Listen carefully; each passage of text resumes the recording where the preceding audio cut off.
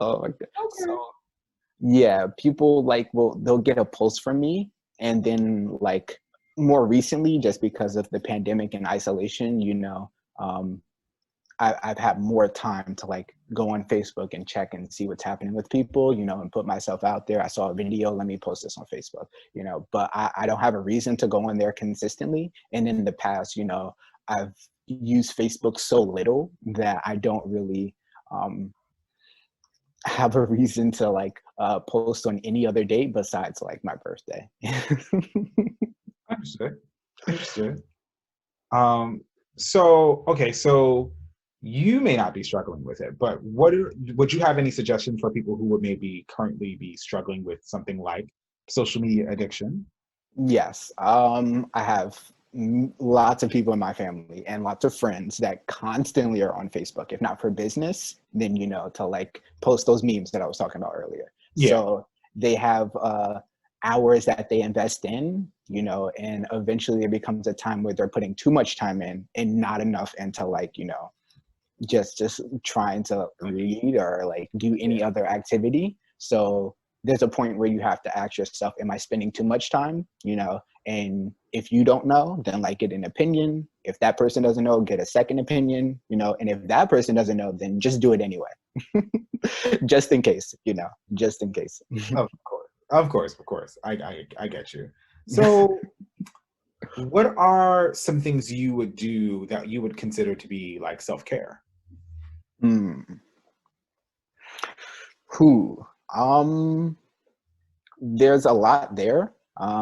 Like I said before, I'm constantly trying to think of new ways that I can like, you know, uh, process and sort of like have conversations with people. I think debate has made one of those things where, you're making a really specific claim or trying to warrant your claims with an argument, and not everybody's trying to have an argument. So it it begs the question of like, how can you engage a conversation? And I think that for me has been always the point to like think about and talk about with other people, Mm. not just for the sake of like, uh, getting yourself out there and exchanging information, but also just about, uh, thinking about yourself and applying that information to moments of your life where you feel they're necessary. So if you have like a talk, or a conversation and you feel like, I'm talking about this because I think I want to use it, or I'm talking about this because I think that, um, this is important to how my future is going to be. Don't be afraid to have conversations like that with people too, because that can also be really helpful, and sort of like bringing it back and just like thinking about, uh, how am I going to think about my health, or how I'm going to think about, myself in relationship to the future and other people. Got it. Got it. So, well, has the pandemic affected, your mental health or your self-care routines from what they were before? Yeah, I'm definitely a person that likes face-to-face interaction. Okay. However, I find myself not holding back anymore, just because there's not a lot of like pressure in like face-to-face interactions when you're going online.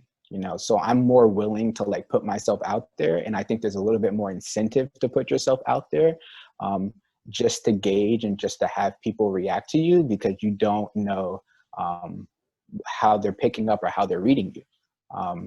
There's a lot of things that I do personally that I can tell, you know, when someone's a little bit tired or someone, you know, is not really like trying to have the conversation, and they'll give subtle cues or signs, or they'll tell me, you know. But I think that in online, especially for me, the classes that I take and the people that I teach and the things that I'm a part of have just made it so much easier for me to like get out there and like just for the sake of it, you know, and not really hold back, because I think that something else may be behind there, you know. And I think that this is something I should probably carry over anyway, but like I've realized it's a little bit more in the pandemic that I can be, you know, a little bit more selfish, you know, I can be a little bit more, you know, thoughtful behind my intention so that I can make room for other people.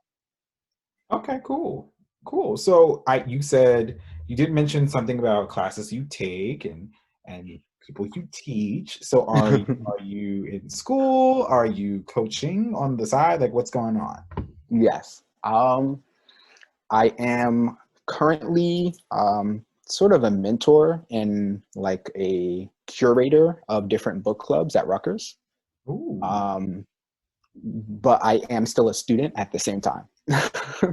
nice. Nice. Curator and mentor. Now that's something nice to go on a business card. I can see like on the website. That's really dope. That's really dope. And at which Rutgers, which campus? Oh, the Newark one. Oh, Newark campus. Awesome. Awesome. Yeah. And so are you working with that? Have you worked with that team as well, or have you competed or that Well, nature? I'm no longer competing. However, you know, I still have a very, you know, wonderful pipeline that I can go back to, just because Rutgers Newark has always been that great foundation that I've been a part of. But for me, you know, I took a step back, and like I had to also take a step back from coaching.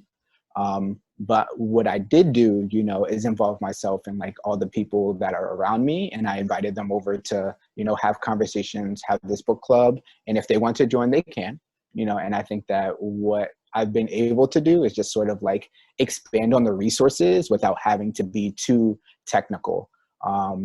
So instead of like making arguments, you know, I'm still trying to learn about the information that I got from debate, like just through the knowledge and the books and the social interactions that I was getting anyway.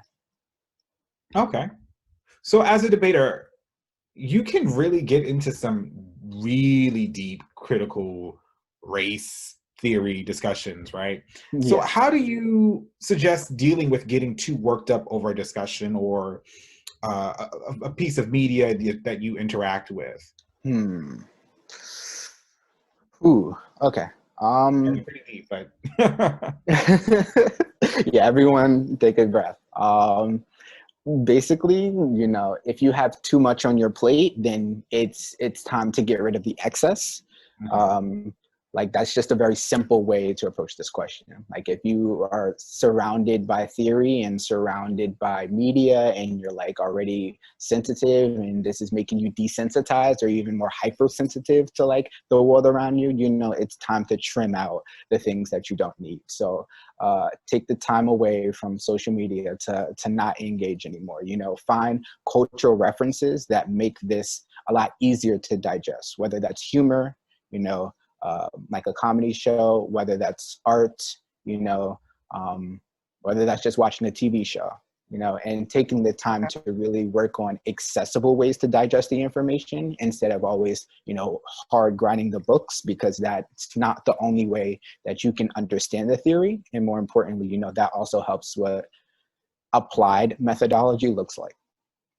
Okay. And so, in talking about coping, how have you been coping in this year, in this 2020, right? When, you know, this year has been ridiculously triggering with all the recent events publicized, from Breonna Taylor to George Floyd. And um, yeah, how have you been coping about that? Like, have you been coping? I know it's hard for a lot of us, to deal. Um, but do you have any suggestions for, processing this or just trying to process situations in general that are extremely triggering? Yeah. I have a couple of things. There's mainly, you know, always experience to draw from. So don't be afraid to talk to people who are older than you or who also study this more than you. I've had great conversations from just OGs or parents or, you know, friends that have just been like in the field and have been to protests before, you know, to just have a conversation with them and check up on them, you know, and that can help alleviate a lot of the tensions by just talking through how you feel. Because a lot of the conversation doesn't have to be, you know, about the topic at hand, but also can be like, how do I deal and, you know, how do I necessarily feel in this moment? And then, you know, how do I confront that? And Okay. conversations can also be interesting in that way. But, you know, for me personally, I've had a mentor that's like from the book club that I have, and she has a PhD in African American studies, you know, and she just told me the ways that, you know, silence and also like anger can be like very polemic ideas. However, you can have some ambivalence about them. Like both can exist at the same time, and it's good to have conversations with both of Nice, nice. Come on, PhD. All right, all right. them. So tell me, well, so then is there ever really a healthy way to have a discussion about your political views? I know that's probably the craziest question, but is there really a way? um, in politics, it's tricky because there's an agenda, you know. There's just Mm, ways that people have saying things, you know, under very vague or under very, you know, blanket statements, you know, but behind that there are intentions. So understand that the conversation that you're having is polemic and not really uh, set in a real way to like bring people to the conversation. So as long as you're approaching it, like I can invite you to like think about the collective, but I can't force you to drink from the water, you know. It doesn't really it makes it a much better conversation to have, you know, than forcing yourself on someone, you know, okay. and forcing that ambivalence that can be really bad. Okay. So to shift gears, because we're all about shifting gears at the North Debater. Uh, definitely. Tell me, Jay, what has been your most, and this may be maybe a little bit early, but what has been so far your most rewarding or life-changing moment thus far that has happened to you, other than the one from senior year, of course? Yes. um I think teaching is a wonderful thing. Mm, Like there's a particular thing with, like I said, the foundation about Rutgers Newark debate team, and it's that they give back and they continue to work through high school and middle school, you know, and even elementary school. Like it just becomes really interesting when people introduce you to debate, and then those same people become your coaches and your mentors and your friends, and you can continue to have interactions with them later on in your life. And I've been fortunate enough to like give back in that same way. And you know, I was a assistant coach at Science Park, and I still talk to my generation of debaters. We still have conversations. I've taken them out to a dinner once, and that's probably one of my like, you know, fondest memories that I have at the moment. Is just being able to like take people that I know out to have a good time. okay. So I know we talked about the fondest memories. So let's talk about one of your most, I guess, your funniest experiences in debate. And you already know exactly which one it is. Yes, you're not gonna believe me when I say this. It's so funny. Um, okay. There's a wonderful thing again called Frost Valley. Mhm. Um, and they have a camp that's over the summer that you go to that's just for, you know, Newark debaters. And they have this wonderful moment where I was going my freshman year. This is my first time going. And we're all in the cabin and we're all getting ready to go to sleep. But, you know, there's one person who takes a shower and another person's about to go in. But what they just realized is that someone was using their products for the shower. And what they do is they take their products and they basically throw them away and tell all the counselors outside that they use them, you know, by screaming at the top of their lungs, this person used my stuff. And so what happens is that every single counselor comes in, they basically like do nothing but flash lights in our faces, and we just like have a really crazy moment there where like everybody's just having fun and nobody knows like why everybody's so riled up, but the counselors took it upon themselves to like turn that situation into a good one. And I thought that that was like one of my funniest moments in debate, because we're supposed to be going to sleep, but the counselors are taking it upon themselves, like have fun, and really make the moment enjoyable for everybody that was there. Nice, nice. So, and this is not tied to debate, but who has been your biggest role model? Without a doubt, the same person that has coached me a majority of my entire debate career, which is the current coach of the actual, debate team, which is Willie Johnson at Rutgers, Newark.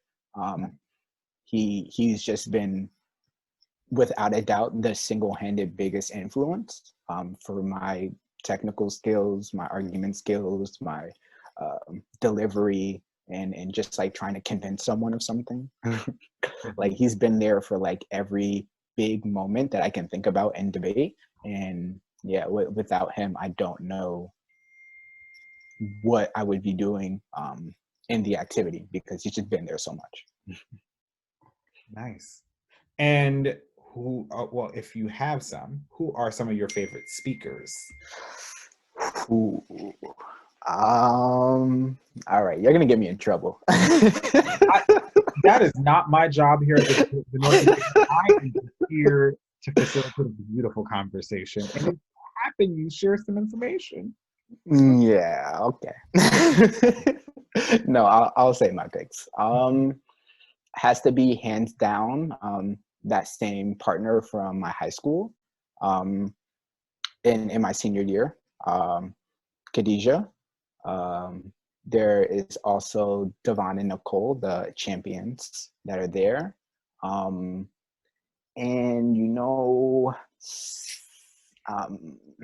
I'm gonna get in trouble because I didn't put a lot of names out.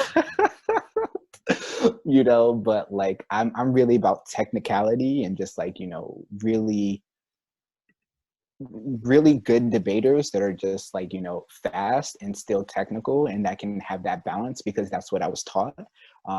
But for me, yeah, those are probably my biggest three debaters for me right now, that can like do those styles and like have blown me away with just like how their technical prowess works. And I've gotten to say that, one of my favorite is also someone that I debated personally. So yeah, are debated with personally. So I enjoy these three debaters whenever they talk. Okay, nice, nice, nice, nice, nice. I'm very familiar with Devon and Nicole, so, so that's awesome. So before you go, is there a way that you can leave us with well, two things. One, would you recommend any books for our viewers? I love to always ask that question. Mm-hmm. Okay. Well, I find books that are not too heavy and like creative really great. So it's interesting how this works, because I was recommended this book in college, but the way that I've engaged with this particular text has made it so immersive and so colorful and so expansive for how I think about the process of critical race theory. And that's Michelle Wright's Physics of Blackness. Okay. It gets into like sort of the weird territory about like how you can signify language, and more importantly about like what that signification means with like other fields of discipline. And she happens to use physics, like real quantum mechanic physics, as like a discussion of Black theory in a way that I've never experienced before. It's not heavy as it would seem, because she's not actually using scientific terms, or at least not using, an equation to show you what Blackness means. However, there will be a term or two that you will have to engage, that has a very specific definition. And it's interesting how the way time, you know, language and sort of culture works, if you think about this idea and just with this, you know, discipline that's attached to quantum mechanics for some reason. Interesting. I love the fact that you use the word engage. And so you don't have to look that word up, just engage with it. It's like a whole new perspective. I appreciate that. I'm going to use that. I'm stealing that. I'm letting you know on the motivator, I'm stealing that. So now, second thing before you go, is there a personal quote that you would like to leave with us, and what would it be? Or like something you would want, you would potentially want us to remember you by here at the North Debater? Yeah. Okay. Yeah, in the same spirit, you know, of the previous question and thinking creatively, you know, I've been told to borrow things, but I'm gonna see what I can do. So my own personal quote instead of someone else's would be that, you know, even without the sun, blackness is bright because Black girls and Black boys look blue and lavender in the moonlight. Okay, I see what you did there. I see. I got it. I got it. I like that. That's really dope. Well, Jaye, thank you so much for being with us here today. It really has been amazing. And unfortunately, you know, that's all the time we have for today. Correct. But we thank you here at the North Debater, Jaye, for sharing so much with us, you know, really delving into these topics. It's really great to have a wide range of people on our show, and we were so blessed to have you Yeah, I'm happy today. to be here. Unlike our other episodes, excuse me, this episode, we will not have a debate game. I know, it's crazy, right?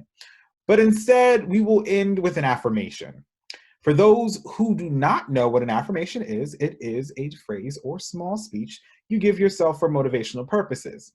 It might seem corny at first, but in a society plagued with anxiety and uncertainty, self-doubt and loathing, we need positivity now more than ever, if anything.